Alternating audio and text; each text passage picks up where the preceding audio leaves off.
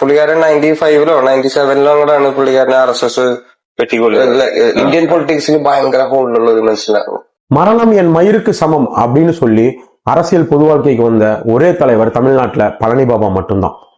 ஒரு கேஸுக்கே பயப்படுற காலத்துல சட்டங்கள் கடுமையா இருந்த போது 136 வழக்கு 125 முறை சிறைவாசம் சென்றவர் பழனி பாபா அவர்கள்.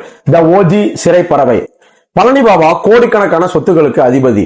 எம்ஜிஆர், கருணாநிதி, ராஜீவ்காந்தின்னு அவர்கிட்ட இருந்த அரசியல் செல்வாக்குக்கு எம்எல்ஏ, மினிஸ்டர், கவர்னர்னு எங்கேயோ போயிருக்கலாம். ஆனா அவர் கடைசி வரைக்கும் ஒடுக்கப்பட்ட மக்களுக்காகவும் சிறுபான்மை மக்களையும் அரசியல் அதிகாரத்துக்கு கொண்டு வரணும்னு சொல்லி தம் வாழ்நாள் முழுவதையுமே கழித்தவர் பழனி பாபா. நீ எந்த கட்சிக்கு வேணாலும் போ, ஆனா அம்பேத்கரையும் பெரியாரையும் ஏத்துக்காத எந்த கட்சியிலையும் நீ சேரக்கூடாதுன்னு சொன்னாரு பழனி பாபா. அப்போல இருந்து இப்ப வரைக்குமே அம்பேத்கர், பெரியாரை ஏத்துக்கிற கட்சிகள் தான் தமிழ்நாட்டுல ஆட்சி செஞ்சுட்டு வந்துட்டு இருக்காங்க. பழனி பாபா ஒரு சமுதாயத்தோட தலைவரா? கிடையாது. தமிழ்நாட்டுல எங்கெல்லாம் மக்கள் சாதியின் பெயராலும் மதத்தின் பெயராலும் ஒடுக்கப்படுகிறார்களோ அங்கெல்லாம் பயணித்து அந்த மக்களோட விடுதலைக்காக போராடியவர் பழனி பாபா.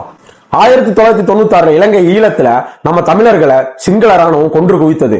அது குறித்து தமிழ்நாட்டில் இலங்கை தமிழர்களுக்கு ஆதரவாக இந்தியால யார் பேசினாலுமே அவங்களுக்கு 7 ஆண்டு சிறை தண்டனைங்கிற சட்டம் இருந்தது. முதல் முறையா தமிழ்நாட்டுல இலங்கை தமிழர்களுக்கு ஆதரவாக பேசி சிறை சென்றவரும் பழனி பாபா அவர்கள் தான். பழனி பாபா சாதி மத வேறுபாடின்றி அனைத்து எளிய மக்களையுமே அரசியல் படுத்தணும்னு நினைச்சாரு. அதோட விளைவு பழனி பாபாவுடைய மரணம். 28 ஜனவரி 1997 பழனி பாபா RSS சார்ந்த நபர்களால் வெட்டி படுகொலை செய்யப்பட்டார்.